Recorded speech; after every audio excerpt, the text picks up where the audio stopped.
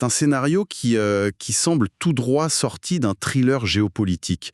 En fait, du jour au lendemain, on imagine des appareils d'IRM dans les hôpitaux du monde entier qui s'arrêtent de fonctionner. Ouais, la panne totale, quoi. C'est ça. Et pas à cause d'une coupure de courant ou d'un piratage, non, à cause d'une escalade militaire au Moyen-Orient. Le lien, de prime abord, il semble complètement absurde. C'est vrai que ça paraît tiré par les cheveux quand on le dit comme ça. Et pourtant, c'est très exactement la réaction en chaîne, silencieuse mais redoutable, qui est en train de se dessiner sous nos yeux en ce moment avec la crise énergétique. Du coup, dans le décryptage d'aujourd'hui, la mission, c'est de plonger au cœur de cet effet domino économique.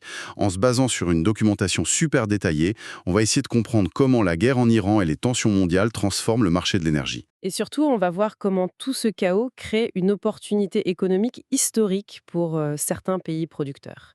L'Algérie en première ligne, notamment. Exactement. On va décortiquer toute cette mécanique, des ressources les plus évidentes jusqu'aux éléments les plus inattendus de l'économie mondiale. Et c'est important de le préciser tout de suite, on va faire ça sans jamais prendre parti politiquement. Ah oui, c'est essentiel. C'est même ça qui rend l'analyse de cette situation si captivante, en fait. Si on met complètement de côté les jugements moraux ou les prises de position sur les conflits et qu'on regarde ça purement sous l'angle de la logistique, des maths et des ressources physiques, on voit une mécanique implacable. Une observation clinique, quoi. C'est le mot. Une crise géopolitique majeure est en train de redessiner les routes commerciales en temps réel, indépendamment de toute idéologie. Et cette neutralité totale, c'est vraiment la meilleure approche pour comprendre les rouages du système. Pour lancer un peu la dynamique, il y a un vieil adage qui tourne d'ailleurs beaucoup dans la presse financière européenne en ce moment et qui résume parfaitement le truc.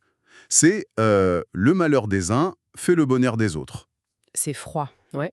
Très froid, super cynique, mais d'une précision chirurgicale en économie. Actuellement, le chaos fait de l'Algérie une destination incontournable pour des nations qui cherchent désespérément de la sécurité énergétique. Et pour bien comprendre ce basculement, il faut commencer par la base, non? Le boom du gaz naturel et du pétrole, ouais. C'est vraiment le point de départ incontournable. Les données qu'on a montrent un tableau super clair. Historiquement parlant, l'Union européenne est déjà le premier client de l'Algérie pour le gaz naturel liquéfié, le fameux GNL. Donc la relation commerciale, elle est déjà bien installée. Exactement. Des gazoducs traversent la Méditerranée, des méthaniers font la navette tous les jours. Mais avec les tensions géopolitiques actuelles, l'équation a brutalement changé. L'anxiété sur les marchés a fait bondir les prix du gaz en Europe de plus de 20% en un temps record. 20%, c'est massif. Et pour le pétrole, Pareil, le pétrole a franchi la barre des 100 $ le baril à plusieurs reprises récemment, et même s'il redescend un peu, il se stabilise à un niveau historiquement très très élevé. alors, c'est pas juste une question de chiffres sur un écran. Pour rendre ça concret, on peut faire une petite analogie. C'est un peu comme si un propriétaire possédait le seul immeuble du quartier avec le chauffage qui marche encore en pleine tempête de neige historique. Ah, j'aime beaucoup cette image. Ouais. Bah, tout le quartier veut soudainement emménager chez lui en urgence, tu vois. La demande explose d'un coup sec. Et face à cette foule paniquée devant sa porte, le propriétaire, il a le pouvoir absolu de dicter ses prix. C'est ça. Ceux qui veulent survivre au froid n'ont pas d'autre choix que d'accepter les conditions. En économie, c'est ce qu'on appelle la demande inélastique. C'est-à-dire qu'on ne peut pas s'en passer, quel que soit le prix. Voilà. Quand une nation a un besoin vital et immédiat d'énergie pour faire tourner ses usines, ou juste chauffer ses habitants, l'élasticité du prix, elle disparaît complètement. Le producteur qui a la capacité physique de livrer tout de suite se retrouve en position de force absolue. L'alternative, ce serait de mettre le pays à l'arrêt, et aucun gouvernement ne va faire ça. C'est inenvisageable. Donc les prix flambent. Bon, attends, je veux bien faire l'avocat du diable 2 secondes. Vendre plus cher sur le moment, pendant un coup de panique, c'est logique. On comprend bien comment on peut faire un profit rapide sur 6 mois. Ouais, l'opportunisme de crise. Mais la vraie question qui ressort des sources, c'est comment est-ce qu'ils arrivent à sécuriser ces gains gigantesques sur le long terme? Parce qu'un coup de chance géopolitique, par définition, c'est temporaire. C'est vrai. Comment un pays producteur transforme une crise passagère en une rente garantie sur, je sais pas, des décennies? Ah bah ça, c'est vraiment la question centrale. Et la réponse, elle se trouve dans l'ingénierie même du marché de l'énergie. Faut savoir que le commerce international du gaz, ça ne fonctionne pas du tout comme la bourse où on achète et on vend à la seconde. D'accord? La stabilité de l'approvisionnement repose sur des fondations juridiques super lourdes. On parle de contrats à long terme, ce sont des accords colossaux qui s'étalent sur 15, 20, voire 25 ans. 25 ans? Rien que ça. Ouais. Ces contrats lient un pays producteur à un pays consommateur pour garantir des volumes massifs chaque année. Et c'est indispensable parce que les infrastructures, genre les usines de liquéfaction ou les terminaux portuaires, Ça coûte des milliards à construire. Personne va financer un truc pareil sans la certitude d'avoir un client au bout, c'est sûr. Exactement, le banquier veut voir le contrat de 20 ans avant de prêter l'argent. Mais attends, c'est exactement là que je décroche un peu. Il y a une contradiction apparente dans les sources. Si ces contrats sont signés pour 20 ans à l'avance, avec un prix qui a été fixé dans le passé, Je vois où tu veux en venir. bah oui, comment l'Algérie peut-elle profiter de la flambée actuelle? Si l'Europe avait rougé son prix d'achat en 2018, une guerre aujourd'hui ne devrait rien changer pour le vendeur. Si, un contrat, c'est un contrat. C'est une super remarque, et c'est le truc que le grand public ignore le plus souvent. Ces contrats à long terme, ce ne sont pas des prisons de papier avec un prix gravé dans le marbre pour l'éternité. Ah bon? Il y a des portes de sortie? En fait, ils contiennent des mécanismes très spécifiques, notamment les clauses de révision de prix. En droit international de l'énergie, ces clauses s'activent justement quand il y a des bouleversements majeurs sur le marché. Donc si le monde change, le contrat change. C'est ça. Quand les conditions macroéconomiques de base n'existent plus, le producteur a le droit légal de s'asseoir à nouveau à la table des négociations. Il peut exiger de s'aligner sur la nouvelle réalité. D'accord, c'est un peu comme une assurance habitation à taux variable, avec une petite ligne bien cachée dans les conditions générales. Ouais, on peut voir ça comme ça. Le loyer est fixe, mais c'est écrit noir sur blanc que s'il y a une tornade dans la région, le proprio peut doubler la facture et le locataire est obligé de payer pour pas finir à la rue. C'est tout à fait le principe.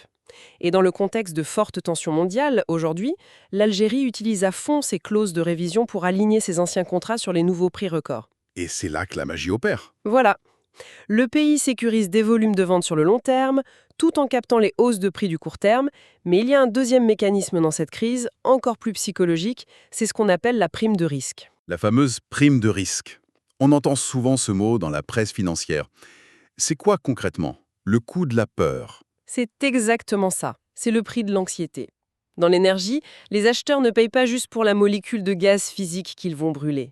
Ils payent pour la tranquillité d'esprit, pour être sûrs de l'avoir le mois prochain. C'est l'assurance de ne pas être dans le noir. Ouais.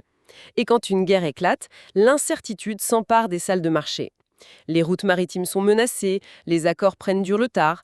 La peur de la pénurie pousse les pays à acheter frénétiquement sur les marchés d'urgence, les marchés au comptant ou marchés spot. Mais mécaniquement, sur le terrain, comment cette panique fait monter les prix? Qu'est-ce qui se passe physiquement? Ah, physiquement, c'est fascinant à observer. Imagine un navire méthanier géant, rempli à ras-bord de gaz liquéfié, qui navigue au milieu de l'Atlantique. Ok, je visualise. À la base, il était peut-être destiné à un client en Asie, mais soudain, une panique éclate en Europe, à cause d'une rumeur de guerre. Les traders européens vont littéralement appeler le propriétaire du gaz pendant le bateau est en pleine mer. Non, en pleine mer. Ouais. Et ils vont lui proposer des dizaines de millions de dollars supplémentaires pour que le navire fasse demi-tour et vienne livrer en Europe plutôt qu'en Asie. C'est dingue. Cette guerre d'enchères en temps réel, cette surenchère désespérée, c'est ça la prime de risque. Une surtaxe invisible payée pour conjurer l'incertitude. Ok, donc on voit bien comment les contrats et la psychologie de la peur génèrent des profits astronomiques sur le gaz. C'est la fondation de cette nouvelle dynamique. Mais, et c'est là que l'analyse des sources devient vraiment stupéfiante. Ah, je sais de quoi tu vas parler. Le véritable atout stratégique, le levier d'influence le plus puissant, ne vient pas du tout du gaz qu'on utilise pour se chauffer. Il vient d'un sous-produit que la majorité des gens ignorent au quotidien. On quitte l'économie visible pour entrer dans le domaine des ressources de l'ombre, là. Celles qui font jamais les gros titres. Mais sans lesquels le monde technologique moderne s'effondrerait, faut le dire. On va parler de l'hélium. Et quand on lit ça, la première réaction, c'est limite de sourire. C'est sûr que ça fait penser aux fêtes foraines. C'est ça, il faut évacuer l'image populaire tout de suite. On est à des années-lumière des ballons de baudruche ou du truc qu'on inhale pour avoir une voix de canard. On part d'un élément au cœur de la survie de la haute technologie. Il faut vraiment changer notre perception de l'hélium. C'est une ressource critique, vitale. En fait, ses propriétés physiques sont uniques dans l'univers connu. C'est-à-dire? Surtout sa capacité à refroidir des matériaux à des températures extrêmes sans jamais geler lui-même. Il reste liquide presque jusqu'au zéro absolu, genre moins 273 degrés Celsius. Moins 273 degrés, c'est inimaginable. Et cette caractéristique sont en fait un élément juste irremplaçable dans la tech de pointe. Du coup, c'est là qu'on en revient à notre histoire du début avec les IRM dans les hôpitaux. Comment l'hélium intervient là-dedans? Un appareil d'IRM, ça fonctionne avec des aimants supraconducteurs qui sont extrêmement puissants. Pour que ces aimants marchent et créent le champ magnétique pour voir à l'intérieur du corps, les bobines de la machine doivent n'avoir aucune résistance électrique. Ok. Et pour atteindre cet état-là, ces bobines doivent être plongées en permanence dans un bain d'hélium liquide proche du zéro absolu. S'il n'y a plus d'hélium, le système surchauffe, l'aimant se désactive et la machine, c'est plus qu'un tas de ferraille. C'est quand même effrayant comme constat. Une pénurie d'hélium et c'est toute la médecine de diagnostic moderne qui est paralysée. Et ça va bien plus loin. L'industrie des semi-conducteurs en est totalement dépendante aussi. Les fameuses puces électroniques, là, celles qu'on a dans nos téléphones, nos ordis, nos voitures. Absolument. Quand on fabrique ces puces, on utilise du plasma à très haute température pour graver le silicium. Et l'hélium, c'est le seul gaz capable de dissiper la chaleur assez vite pour éviter que la puce ne fonde pendant le processus. Waouh! Donc sans hélium, pas de puce. Et sans puce, on retourne au Moyen-Âge technologique. C'est un peu ça. Et c'est aussi utilisé dans le spatial pour pressuriser les réservoirs des fusées. Le problème, c'est que des sources mondiales majeures de ce gaz rare ont été récemment interrompues, beaucoup à cause des tensions en Eurasie et au Moyen-Orient. Résultat des courses, l'hélium passe du statut de gaz industriel lambda à celui de denrée stratégique ultra convoitée. Tout à fait. Et c'est là que le puzzle s'assemble et que le rôle de l'Algérie devient super intrigant. Comment un pays surtout connu pour son gaz naturel se retrouve au centre d'une crise de l'hélium et des semi-conducteurs? C'est la nature même de l'extraction gazière qui offre un avantage incroyable ici. L'hélium, ça s'extrait pas en creusant une mine spécifique. Tu vas pas trouver une poche d'hélium pur prête à l'emploi. Ah, ça se trouve pas tout seul dans le sol, hein. Non, c'est piégé à l'état de traces microscopiques à l'intérieur du gaz naturel classique qu'on extrait sous terre. Le vrai défi, c'est de le séparer du reste, et c'est un processus industriel hyper complexe qu'on appelle la distillation cryogénique. La distillation cryogénique. Ok, ça sonne très science-fiction. Comment ça marche, en mots simples? En gros, c'est un principe de refroidissement progressif. Quand l'Algérie veut exporter son gaz naturel par bateau, elle doit le liquéfier pour qu'il prenne moins de place. On refroidit le gaz à environ moins 160 degrés. Et là, le gaz devient liquide, Voilà.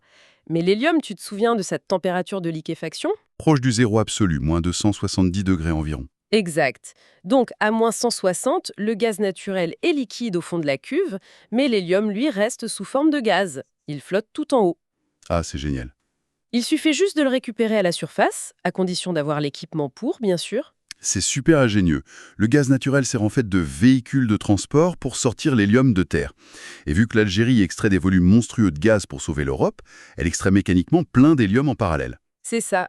Le truc crucial, c'est que l'Algérie possède déjà sur son sol cette infrastructure industrielle lourde pour capter et purifier l'hélium. Construire ces usines, ça prend des années et des milliards. Et eux l'ont déjà. Donc dans un monde privé de ses fournisseurs habituels, ils deviennent les sauveurs des hôpitaux et de la tech mondiale. Exactement. C'est le genre de détail qui donne vraiment le vertige quand on y pense. Posséder de quoi chauffer un continent, c'est déjà une force immense. Mais posséder l'élément unique qui fait tourner les IRM et les puces électroniques, c'est détenir un bouton d'arrêt d'urgence sur l'économie moderne. C'est une monnaie d'échange diplomatique sans précédent, ouais. Et je pense que ça nous amène à la conclusion la plus philosophique des sources qu'on a analysées. Tout cet exemple sur l'hélium et les contrats gaziers, ça illustre un basculement complet de la géopolitique mondiale. C'est ce qu'on appelle la revanche brutale de la géographie sur la technologie, en fait. La revanche de la géographie. C'est super bien dit. Pendant super longtemps, on a vécu avec un consensus presque aveugle. On se disait que le pouvoir, la vraie valeur, ça résidait uniquement dans l'immatériel. L'intelligence artificielle, le cloud, la finance dématérialisée. On croyait s'être affranchi des contraintes physiques, quoi. La puissance, c'était la taille de tes data centers en Californie. Voilà. Mais ce que l'économie actuelle nous prouve de manière fracassante, c'est que ce monde virtuel vient de se prendre le mur de la réalité physique à pleine vitesse. Le mur de la réalité. Ouais, parce que peu importe la sophistication d'une IA, peu importe les milliards en bourse, s'il manque l'énergie pour faire tourner les serveurs, ou s'il manque l'hélium pour fabriquer leurs composants, tout ce beau monde virtuel s'effondre dans la seconde. C'est le retour en force de la souveraineté des ressources tangibles. Le contrôle du sous-sol redevient la clé du pouvoir. L'énergie et les matières premières, ce ne sont plus de simples marchandises qu'on achète en un clic, ce sont redevenus des armes diplomatiques à part entière. Un pays riche en ressources critiques n'est plus juste un fournisseur. Il dicte les règles du jeu. Il devient un acteur décisionnel capable de faire pencher la balance dans n'importe quelle négociation internationale, oui. Eh bien, le constat est limpide. Faisons un petit récapitulatif de cette plongée.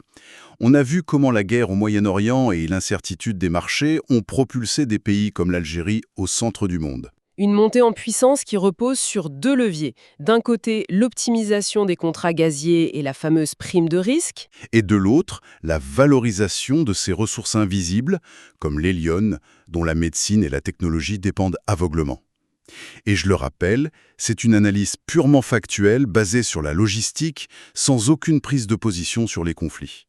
C'est crucial de rester froid pour comprendre ces mouvements tectoniques. Ouais. Et justement, pour clôturer cette analyse, il y a une dernière perspective dans nos sources qui mérite vraiment de faire cogiter ceux qui nous écoutent. Une réflexion pour l'avenir. Ouais, une vraie question sur la transparence de notre monde. On sait qu'aujourd'hui, la sécurisation de ces ressources déclenche une course folle. Une vraie ruée vers l'or.